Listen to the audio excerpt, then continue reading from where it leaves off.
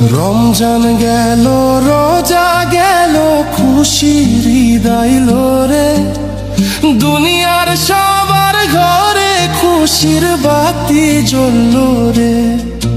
আমার ঘরে নাই যে সেমাই, নাই যে চিনি দুধ, গরিবের এই পোড়া কপালে কেবল কষ্টের সুদ।